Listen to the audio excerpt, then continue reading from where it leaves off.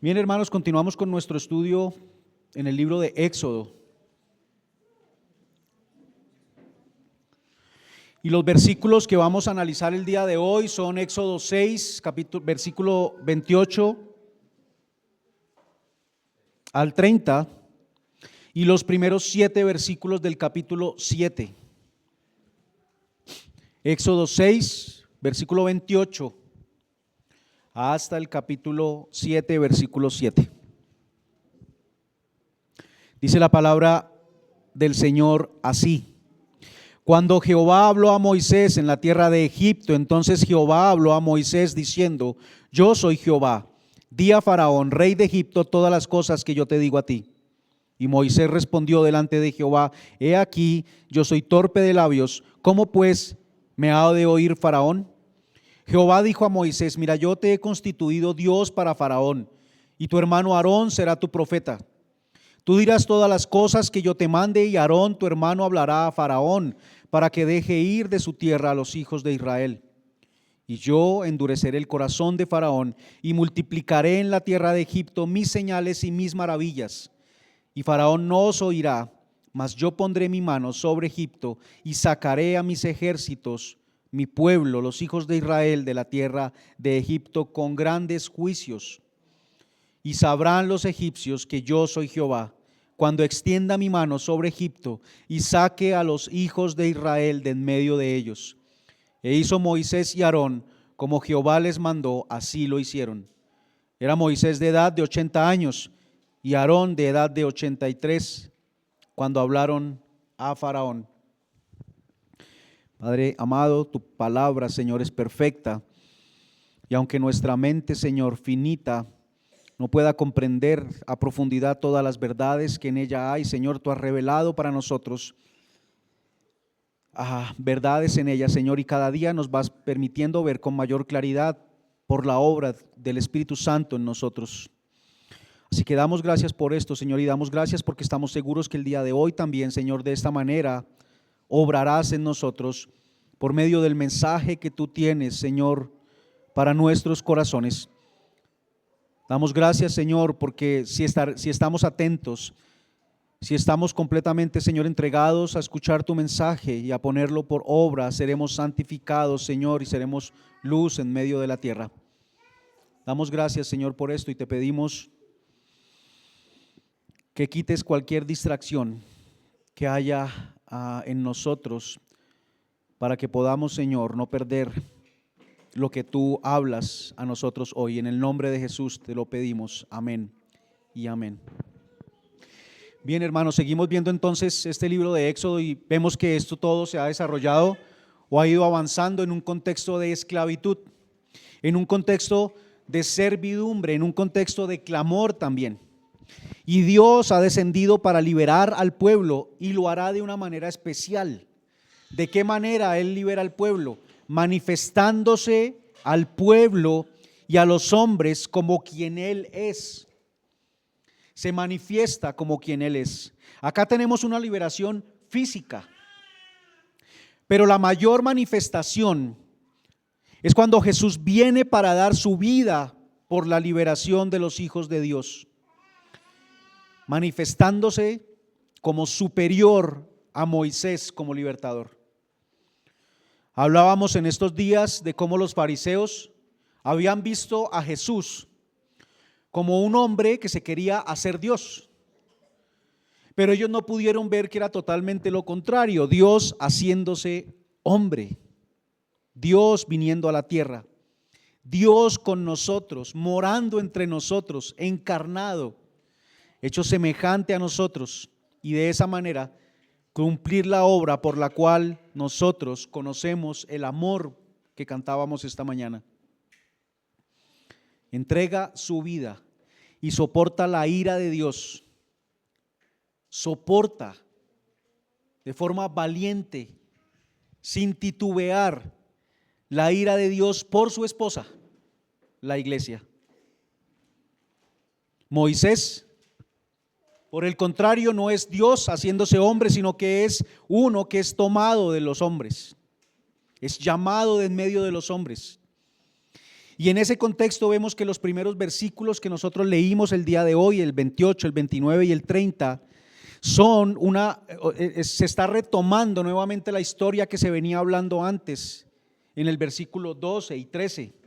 Porque si ustedes ven, las palabras son muy similares nuevamente.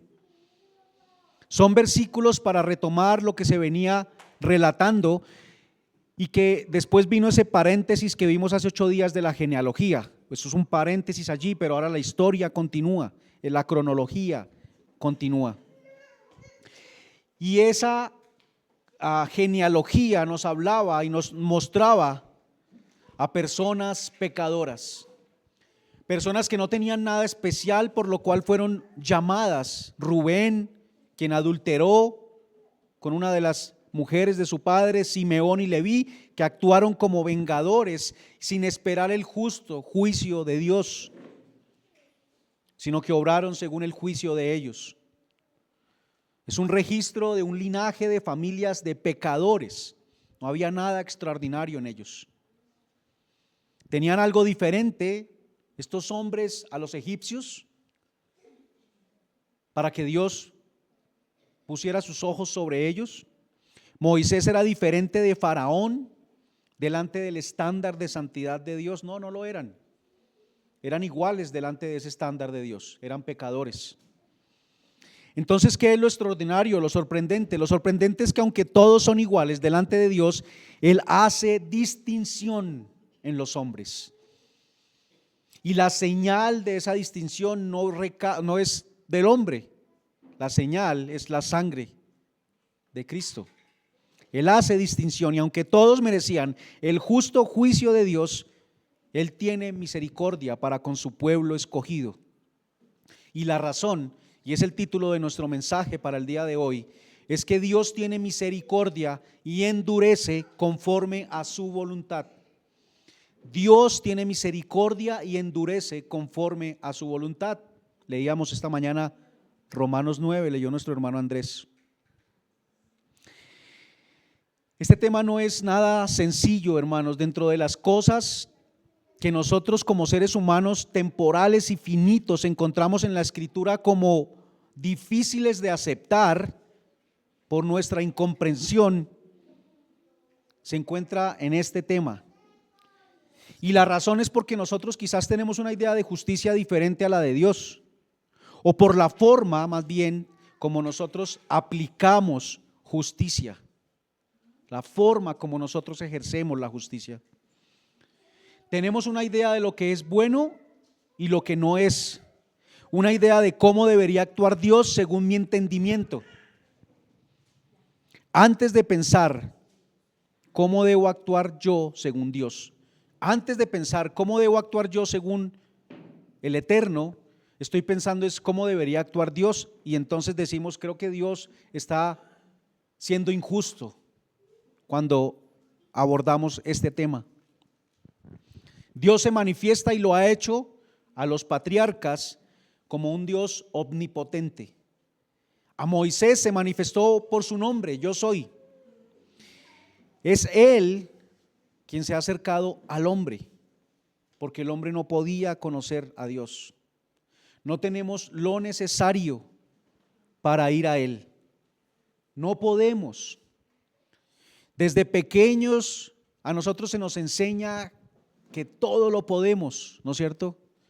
Si ponemos de nuestra parte, si nos lo proponemos, todo lo podemos. Y bueno, quizás en un plano terrenal y básico como el nuestro, muchas de las cosas que nos proponemos las logramos. Se nos dice piense positivo, no traiga esos pensamientos negativos a su mente y todo será de acuerdo a eso. Y nos disciplinamos para lograr cosas. Ayer estábamos en un estudio allá en la iglesia central y se mencionaba el tema de la disciplina y se nombraba como ejemplo a el futbolista que ha logrado grandes éxitos por su disciplina, y ustedes saben de quién estoy hablando. Él ha sido una persona muy disciplinada y ejercitada y ha logrado esos éxitos, pero el hombre por sí mismo no puede conocer a Dios si él no se revela al hombre. Así que el hombre no lo puede todo, porque el único que es omnipotente es Dios.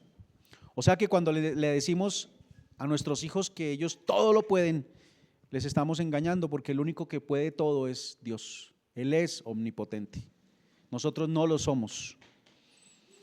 Y claro, entendemos que es una buena intención, porque estamos tratando de darles ánimo y decirles: sí, tú puedes, adelante, sigue.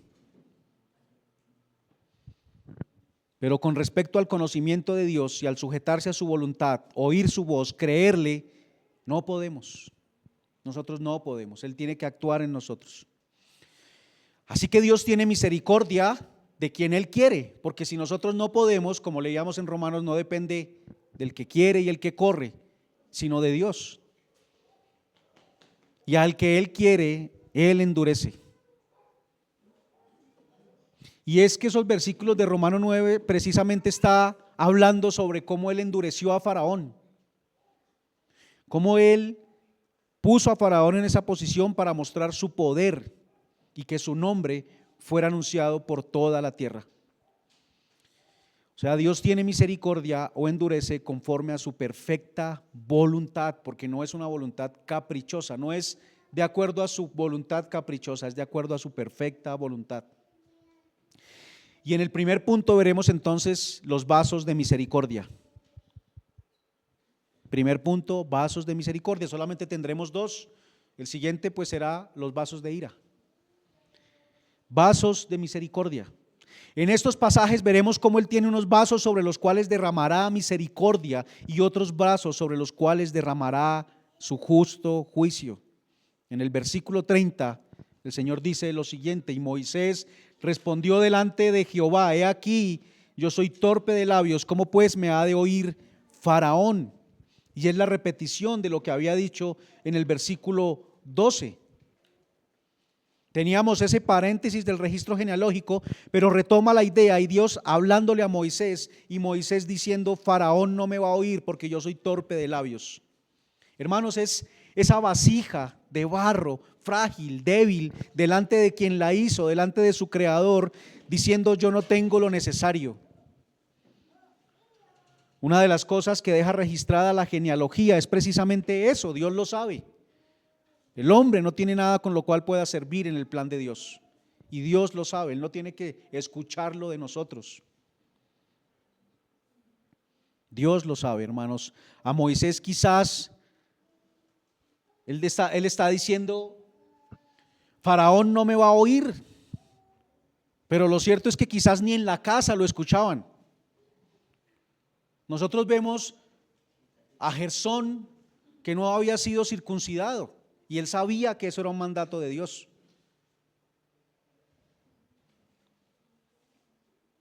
Quizás entonces en su casa ni siquiera tampoco le escuchaban. Ya vimos que su hijo no estaba circuncidado, se estaba siguiendo la tradición de los madianitas. Pero aunque él dice: no me van a oír, ¿qué está haciendo él en medio de eso? Él dice: Faraón no me va a oír. Pero en medio de sus excusas, en medio de poner trabas para lo que Dios lo está mandando que haga, él lo que está haciendo es no oír a Dios también. No está escuchando a Dios. Dios le ha dicho: yo los voy a liberar. No es por usted, no es por su capacidad, soy yo quien los libera. La liberación está basada en el gran poder de Dios y no de Moisés. Moisés es solo un vaso que Dios por misericordia va a usar. ¿Y qué es la misericordia entonces? Dios tiene acá a Moisés y a Aarón y los instruye en lo que deben hacer y lo que va a pasar. Pero Él no les está anunciando juicios a ellos ni al pueblo de Israel, porque ellos son de ese linaje escogido por Dios del que hablamos hace 8 días. Un linaje manchado de pecado, rebelde contra Dios en sus actos, en sus pensamientos, en sus palabras, y eso es precisamente la misericordia. Con que merecían juicio, no se les dio lo que merecían. No se les dio lo que merecían. Por el contrario, les da algo que no merecen. Veamos el versículo 1 del capítulo 7. Jehová dijo a Moisés: mira, Pon atención.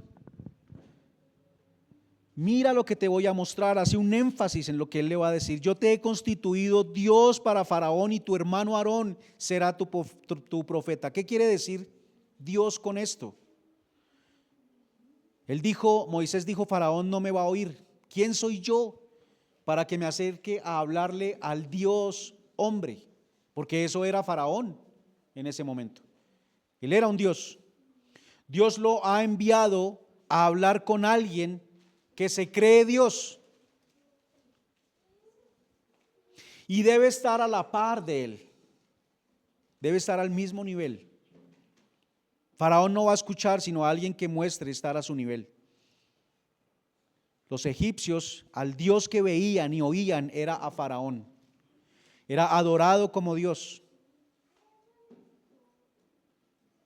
¿A quién oye Faraón? A los dioses. Esa es la comunicación que él tiene. Supuestamente él era ese medio entre los dioses que no podían ver y ellos. Ellos tenían dioses para todo y Faraón se entendía con los dioses. Y cuando abordemos las plagas, veremos entonces cómo Dios va a poner en evidencia los dioses de Egipto, mostrando que no son dioses realmente, y entre ellos está Faraón mismo, a lo último, derrotando a esos dioses, y el vaso usado para eso será Moisés. ¿Quién va delante de Faraón? Habla con él en nombre de Dios, o puesto como Dios delante de él. Y el que lo ha hecho, el que lo ha constituido como Dios, es Jehová.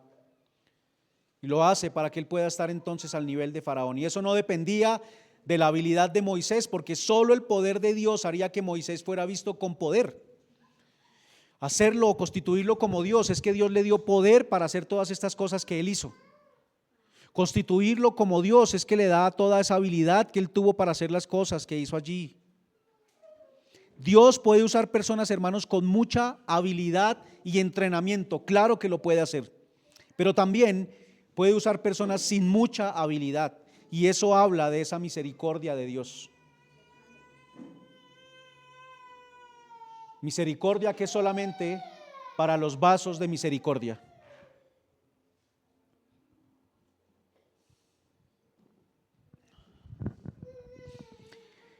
El ser humano, hermano, es muy dado a poner los ojos en el vaso, en el estuche. Somos muy dados a eso, en lo externo y no en el contenido. En este caso, Moisés se está observando como un vaso y se ve ordinario, pues ya no es él la persona que era antes cuando estaba en Egipto, donde sí tenía posición desde la que podía hacer muchas cosas. Es un fugitivo. Tiene 80 años y Aarón tiene 83 años, lo leímos en el versículo 7. ¿Qué pensaríamos, hermanos, si nosotros vemos en redes sociales a dos personajes, uno de 80 años y otro de 83 años, diciendo, somos los que vamos a libertar a esta nación? ¿Qué diría la gente? Ya más bien váyanse a descansar. Pero la misericordia de Dios hace de este vaso un vaso para su servicio. Hablábamos en un discipulado o en una charla esta semana con una hermana que algún hombre que fue llamado en una edad avanzada decía, yo hubiera querido que Dios me llamara más joven, ahora ya no tengo fuerzas. Eso podría decir Moisés, o de hecho creo que lo ha estado insinuando. La misericordia de Dios hace de este vaso un vaso para su servicio, poniendo su espíritu en él, llenando ese vaso de la grandeza de Dios, dándole poder y usarlo como él desea, no dando el juicio que merece. Entonces, es un vaso ordinario, pero es un vaso de misericordia en las manos de Dios, preparado para ser lleno de la grandeza de Dios y así ser constituido como Dios para Faraón, Dios para el Dios de la tierra. Dios no requería a un Moisés de 40 años en el trono de Egipto para usarlo. Es Dios quien lo constituye como Dios, no es él mismo haciéndose Dios. Y si Moisés es Dios, requiere un profeta, alguien que hable por él. Y Aarón sería profeta, o el profeta de Moisés. Jesús vino a la tierra, no un hombre constituido como Dios, sino Dios hecho hombre. Y ese plan de liberación que se está viendo acá, hermanos, esto que estamos viendo en Éxodo es solamente una maqueta, una imagen, pero en Jesús es llevado a cabo a la perfección el plan de redención. Es el verdadero plan de liberación. Moisés, que estaba como hijo de la hija de Faraón, sucesor al trono, estaba allá con los dioses y fue llevado a pastorear ovejas. Y eso era un símbolo de Jesús, quien estaba arriba en la deidad, en lo inmaterial, en lo atemporal, invisible, y vino a ser hombre, no estimando el ser igual a Dios. Moisés como fugitivo, pero Jesús no lo era. Jesús vino para revelarse y Juan anunció su llegada. ¿Y quién es el profeta de Jesús? Juan lo anunció. Juan preparó el camino, pero quienes son enviados a llevar el mensaje y a hablar el nombre de Jesús es la iglesia, empezando desde los profetas, desde los apóstoles. Somos enviados a llevar el mensaje de Dios. Y como le dijo a Moisés en el versículo 29, di a Faraón, rey de Egipto, todas las cosas que yo te digo a ti. Nosotros como iglesia somos enviados a llevar ese mensaje y a decir todas las cosas, todo el consejo de Dios. Cuando hablamos de la misericordia de Dios, hermanos, es ese atributo divino por el cual Dios, que es justo y no tiene por inocente al culpable, no nos da lo que merecemos, sino que nos da el enorme privilegio de llevar su mensaje. A veces nosotros hablamos en ese lenguaje, ¿no es cierto? Por ejemplo, cuando estamos en unas vacaciones, quizás enfrente del mar, enfrente de una piscina, con una bebida allí fría, en medio de un sol, decimos, esta es la vida que yo me merezco. Esta es la vida que yo me merezco. Y eso viene de pensar que lo que yo he hecho, o sea, mis obras, me hacen merecedor de eso que ahora tengo. Pero en nuestra relación con Dios, hermanos, como vasos frente al Creador, nuestra actitud no podría ser esa. Aunque muchas veces la tenemos, ¿no? Cuando decimos, ¿por qué me pasa esto a mí? ¿Por qué no me ha llegado esto que tanto he pedido?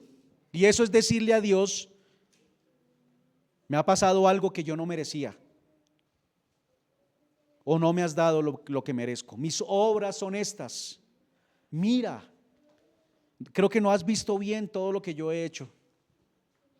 La mala noticia es que si Dios nos diera lo que merecemos, el hombre por su pecado merece la ira de Dios, la muerte y la condenación eterna. Quizás podríamos descansar en que no es así por las obras que yo hago. Leo, oro, voy a la iglesia, soy un buen padre, soy un buen ciudadano y merezco el favor de Dios. O sea, quiero justificarme delante de Dios con esas obras. Y Él dice que esas obras con las que yo me quiero justificar delante de Él son un trapo de inmundicia. Ahora, si estoy pensando en eso, quiere decir que la motivación por la cual lo hice no fue la correcta.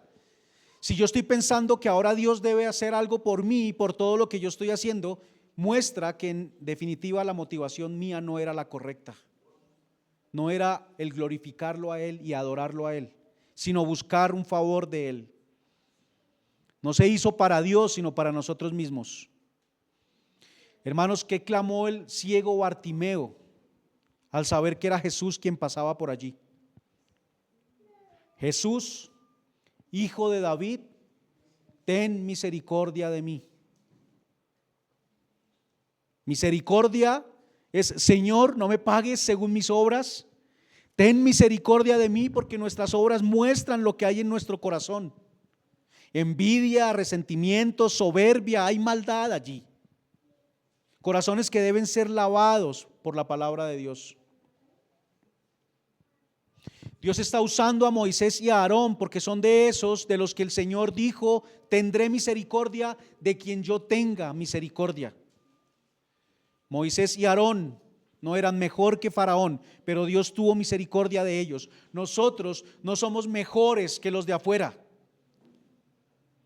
No lo somos. Pero Dios ha tenido misericordia de nosotros. Y los usa por una razón. Dios hace como Él quiere. Y eso no es decir que Él es caprichoso. Él hace como Él quiere porque su voluntad es perfecta.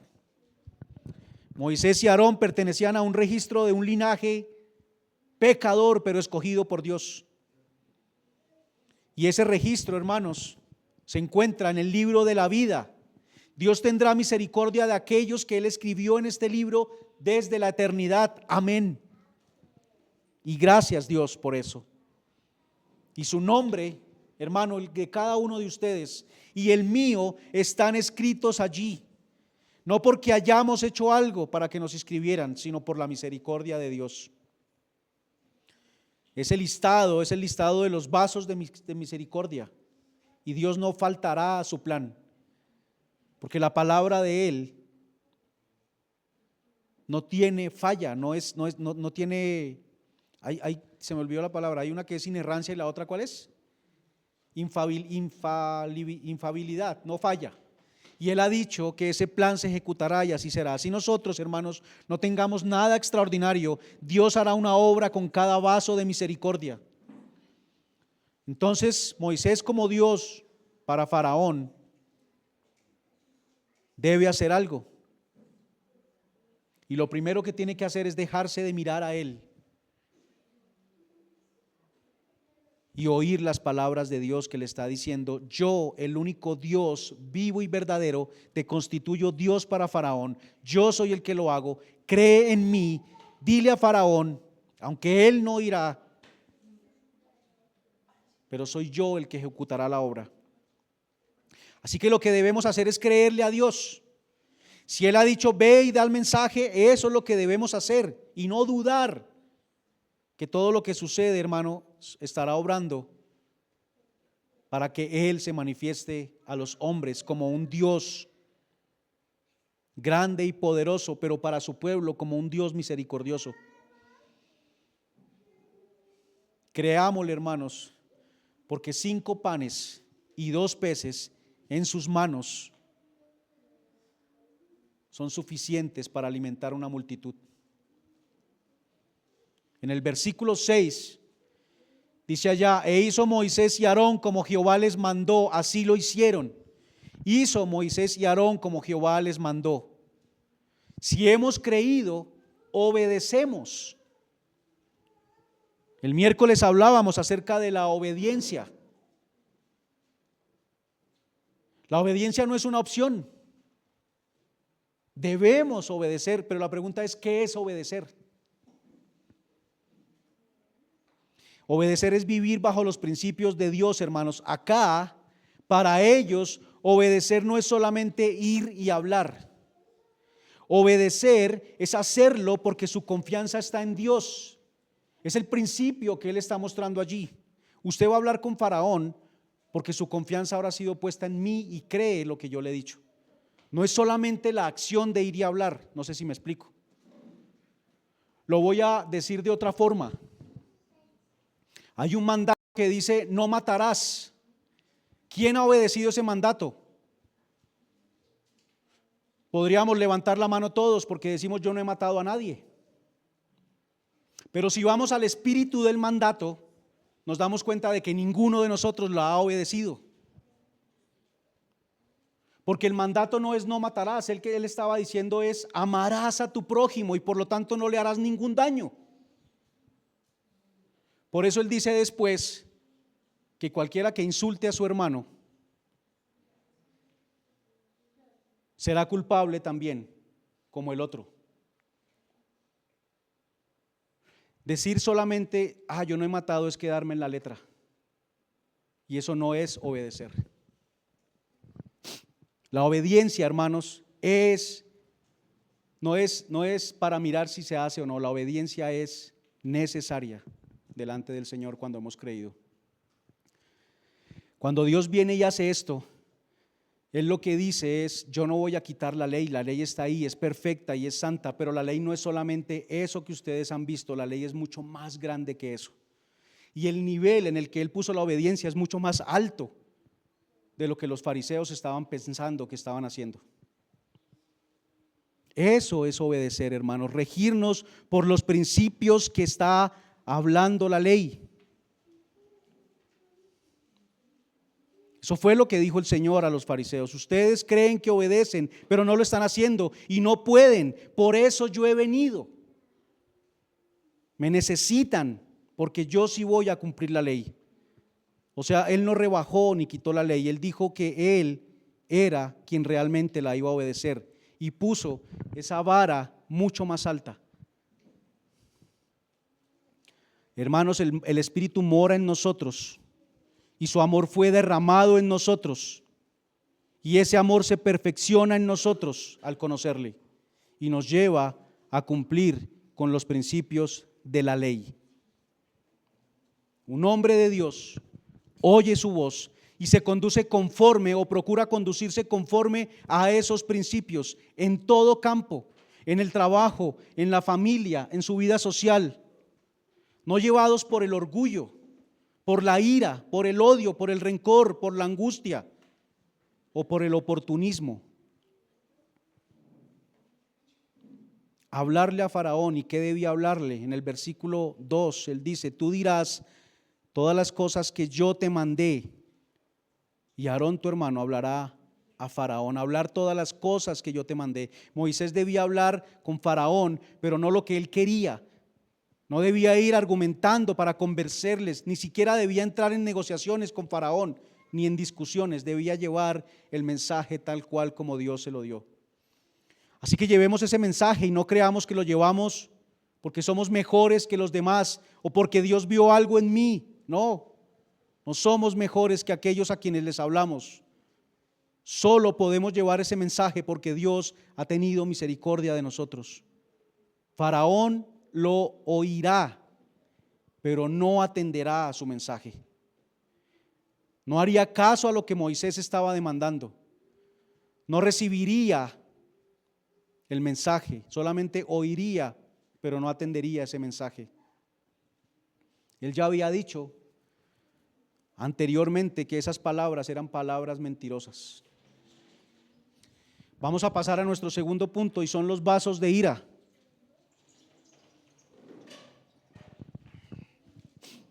En el versículo 3 dice: y yo endureceré el corazón de Faraón y multiplicaré en la tierra de Egipto mis señales y mis maravillas. Dios dijo que Él mismo, el que constituye a Moisés como Dios delante de Faraón, es el mismo que endurece el corazón de Faraón. Bueno, ¿qué pensamos al oír esto, hermanos? ¿Acaso no ha venido de pronto en algún momento el pensamiento, quizás cuando no éramos cristianos o cuando estábamos empezando: bueno, ¿qué clase de Dios es este? Él dijo: yo te constituiré Dios para Faraón, y acá dice: yo endureceré el corazón de Faraón. Vasos de misericordia y vasos de ira. Cuando Dios dice: te elegí y haré maravillas a través de ti, quizás nos alegramos, o así debería ser al menos, y decimos: qué bueno es Dios. Pero cuando Él dice: te endureceré,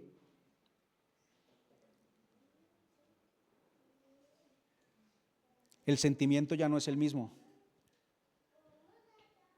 O cuando de pronto pensamos que uno de nuestros familiares, después de haberle hablado tantas veces, no ha creído en Dios,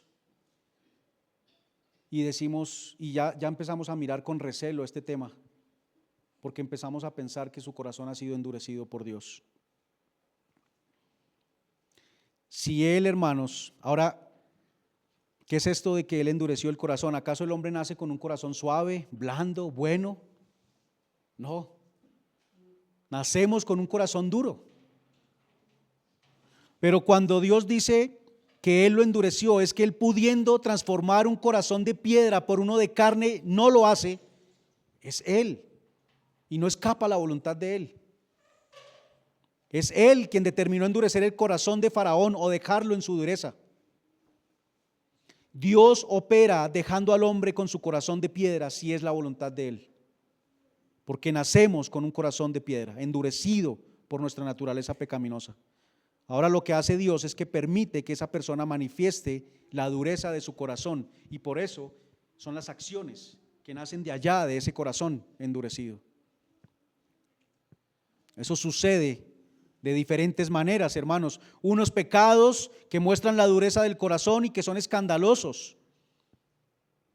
Otros pecados no vistos como escandalosos, pero igual provenientes de un corazón duro que no se conforma a la voluntad de Dios.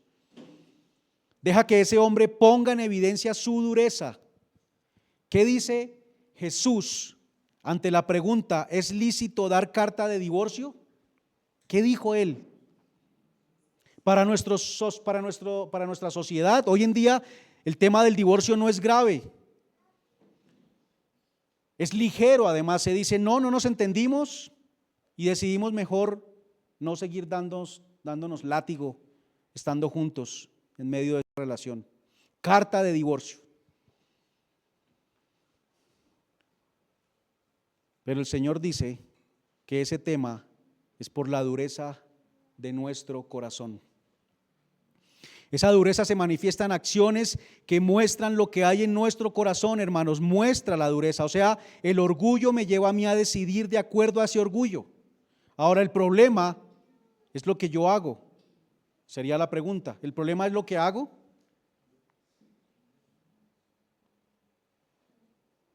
No, el problema es la dureza del corazón, que se manifiesta con las acciones. Pero el problema es la dureza del corazón.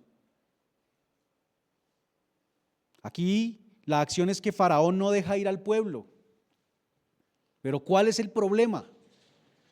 La dureza del corazón de Faraón. Y Dios derrama juicio por la dureza del corazón de Faraón. Otro ejemplo. ¿Cuál es el pecado de Sodoma y Gomorra? ¿Cuál fue el pecado por el cual Dios derramó juicio sobre ellos? Y creo que normalmente pensamos que el juicio vino por sus prácticas sexuales, por su inmoralidad sexual. Pero si vemos la Escritura, hermanos, debemos decir que no. Vayamos a Ezequiel 16.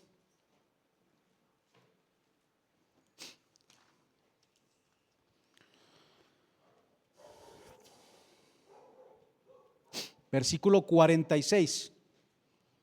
Dice: y tu hermana mayor es Samaria, ella y sus hijas que habitan al norte de ti, y tu hermana menor es Sodoma con sus hijas, la cual habita al sur de ti. Le está hablando a Judá y le dice que su hermana es Sodoma.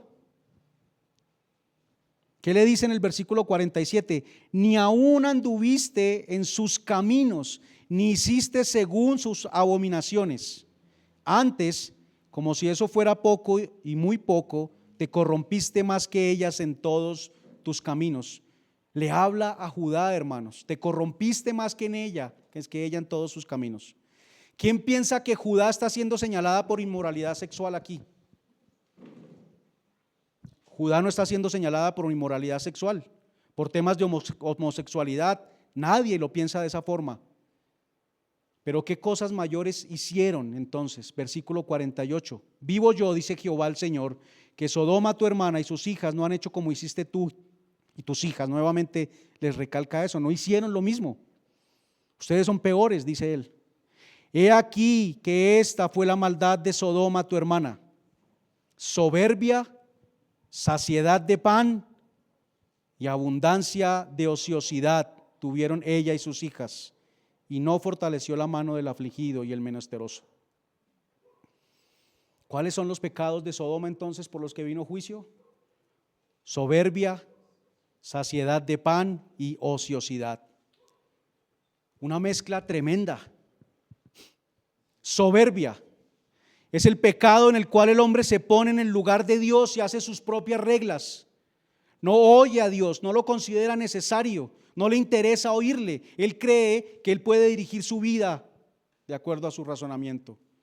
Él dice que es bueno y que es malo y establece sus propios principios, cuando el soberano es el que dicta los principios y es el que juzga. El hombre arregla constantemente sus leyes porque quedan anticuadas, ¿no es cierto? Muchas veces se piensa incluso en generar una nueva constitución, por ejemplo, porque no son eficientes. Pero la ley de Dios establece principios perfectos y no debe ser mejorada. La ley de Dios es perfecta, que transforma el alma. En el Salmo 19 dice esto, ¿y cómo entonces modificarla? Solo la soberbia nos lleva a creer que debemos y podemos mejorar la ley de Dios. Pero por esa soberbia estamos hoy como estamos. El hombre se apartó de la voluntad de Dios y ha querido hacer la suya propia. Saciedad de pan. El pan nos habla de algo que es necesario. Y la saciedad habla desde el lenguaje original de arrogancia o grandeza. O sea, habla de exceso en las cosas que poseemos, que me lleva a sentirme más que el otro. Vivimos en una sociedad de consumo, donde nos creemos, donde nos crecemos frente a los otros por lo que yo tengo.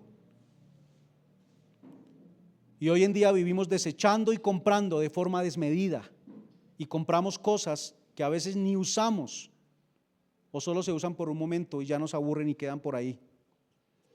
La ociosidad, quedarse quieto. La ociosidad es peligrosa. El estar quieto pone al ser humano como presa fácil de pensamientos pecaminosos que se vuelven acciones.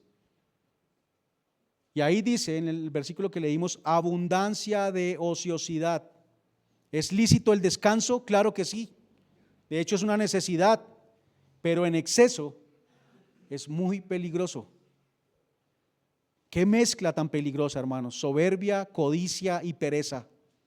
Qué bueno puede salir de esto.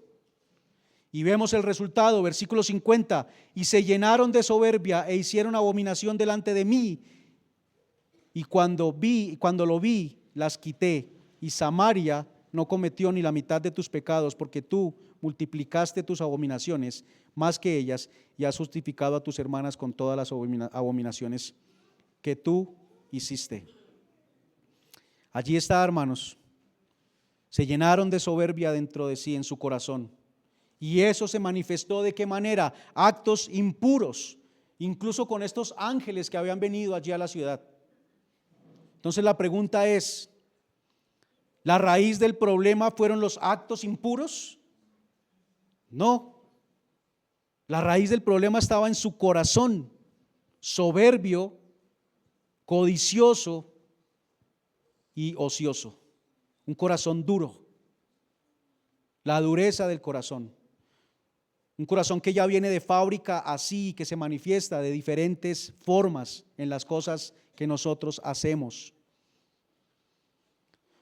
Pero tanto vasos de misericordia como de ira, hermanos, son para la gloria de Dios. Versículos 3 al 5, él dice que por la dureza del corazón de Faraón, él multiplicará en la tierra de Egipto sus señales y sus maravillas. Y tanto mi pueblo, que él ya lo había dicho antes, sabrá que yo soy Jehová, el pueblo de Egipto sabrá que yo soy Jehová. Eso quiere decir, me manifestaré como quien yo soy. Solo que para unos será un resultado desde mi misericordia y para otros desde mi juicio. El Señor se manifestó, hermanos, con poder y puso su mano sobre el enemigo del hombre que lo tenía esclavo. El hombre no podía ser libre de ese enemigo.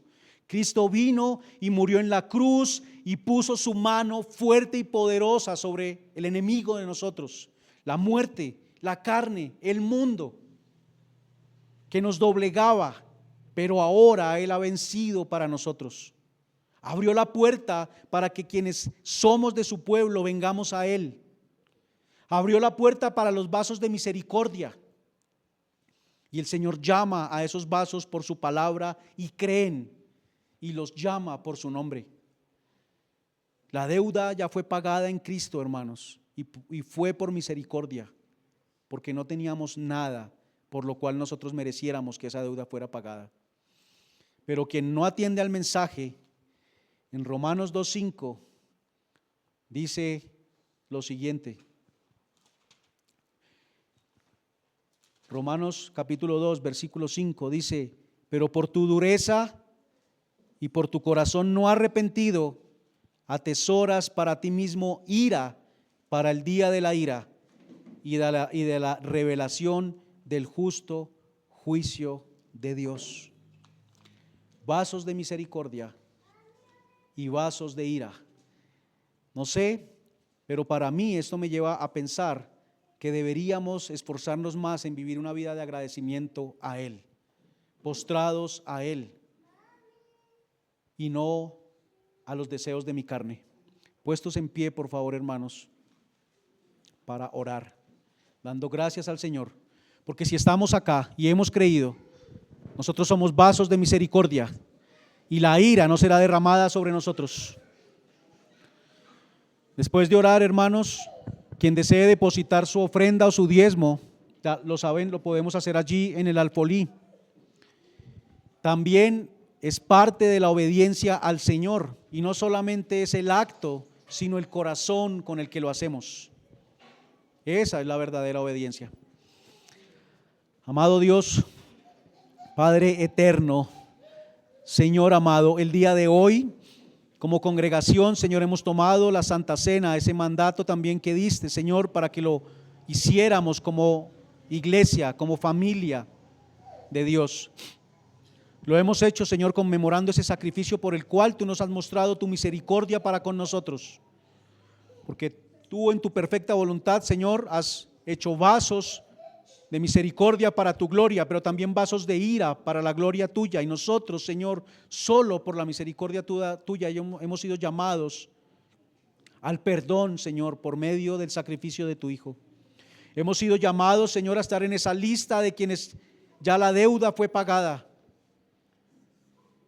Y no alcanzamos a imaginar, Señor, de qué se trata a profundidad todo esto, pero sabemos por tu palabra que nos libra de una ira la cual no conocimos ni conoceremos jamás. No hay nada en la tierra, Señor, por duro que sea, que se compare a la ira tuya. Y hemos sido librados de esto. Pero también, Señor, aún hay personas que están en oscuridad y te rogamos que nos permita ser diligentes en llevar el mensaje como tú nos has mandado. Un mensaje verdadero, un mensaje que te manifiesta a ti como quien tú eres, porque eso es tu palabra, es la manifestación de ti. Un mensaje que es dado para que te conozcan y ahora puedan venir, Señor, postrados en obediencia a ti y no haciendo sus propias reglas. Que así sea, Señor, para la vida nuestra. Una vida de obediencia, Señor, la cual es una vida que agradece el regalo inmerecido que hemos recibido. Gracias, Señor, también porque provees en nuestros hogares, y la obediencia nuestra, Señor, es que debemos también dar de lo que tú nos das con gozo, con alegría, Señor, porque lo hacemos para ti, sabiendo que con esto tú estás tratando con nuestro corazón para mostrarnos en dónde está, así como hiciste con el joven rico. Ayúdanos para que nuestro corazón no esté detrás de esas cosas, Señor, sino que con desprendimiento podamos dar sabiendo que tú eres quien provee todas las cosas. Te damos gracias en el nombre de tu Hijo Jesús. Amén y amén.